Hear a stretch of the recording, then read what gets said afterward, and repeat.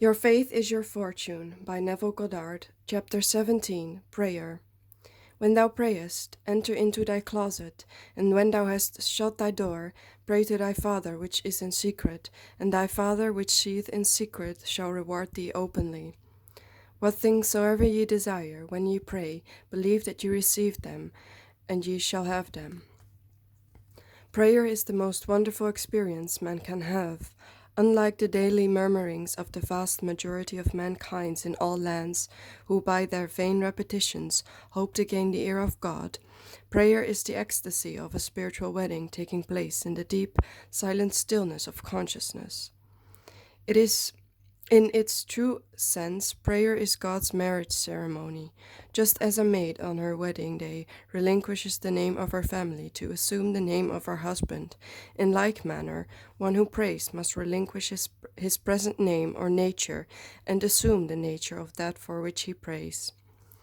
The Gospels have clearly instructed man as to the performance of this ceremony in the following manner. When ye pray, go within secret and shut the door, and your Father who sees in secret will reward you openly.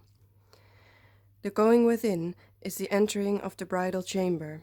Just as no one but the bride and groom are permitted to enter so holy a room as the bridal suite on the night of the marriage ceremony, likewise no one but the one who prays and that for which he prays are permitted to enter the holy hour of prayer. As the bride and groom, on entering the bridal suite, securely shut the door against the outside world, so too must one who enters the holy hour of prayer close the door of the senses and entirely shut out the world round about him. This is accomplished by taking the attention completely away from all things other than that which you are now in love, the thing desired.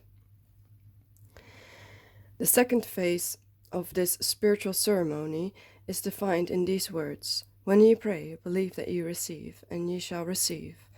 As you joyfully contemplate being and possessing that which you desire to be and to have, you have taken the second step and are therefore spiritually performing the acts of marriage and generation. Your receptive attitude of mind while praying or contemplating can be likened to a bride or womb, for it is that aspect of mind which receives the impressions. That which you contemplate being is the groom, for it is the name or nature you assume, and therefore is that which leaves its impregnation. So one dies to maidenhood or present nature, as one who assumes the name and nature of the impregnation.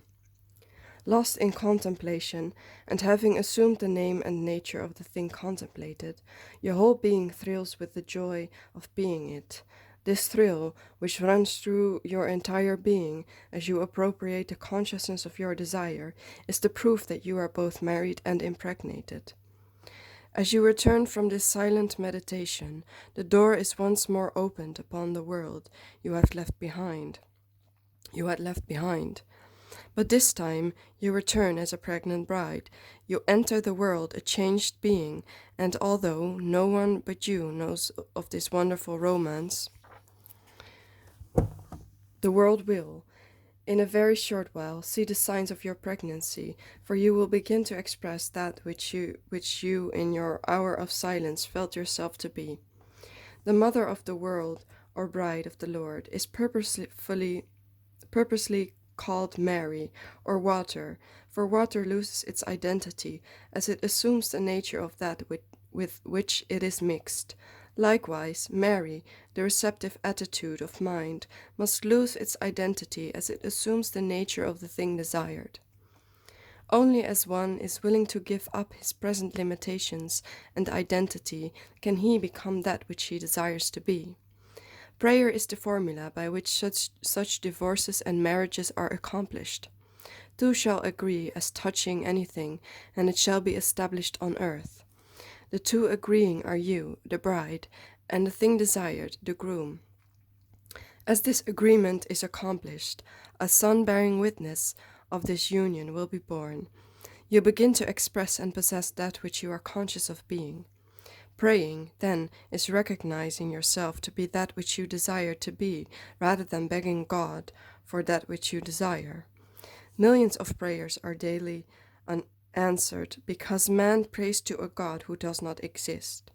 Consciousness being God, one must seek in consciousness for the thing desired by assuming the consciousness of the quality desired. Only as one does this will prayers be answered. To be conscious of being poor while praying for riches is to be rewarded with that which you are conscious of being, namely poverty. Prayers, to be successful, must be claimed and appropriated. Assume the positive consciousness of the thing desired. With your desire defined, quietly go within and shut the door behind you. Lose yourself in your desire. Feel yourself to be one with it. Remain in this fixation until you have absorbed the life and name by claiming and feeling yourself to be and to have that which you desired. When you emerge from the hour of prayer, you must do so, conscious of being and possessing that which you heretofore desired.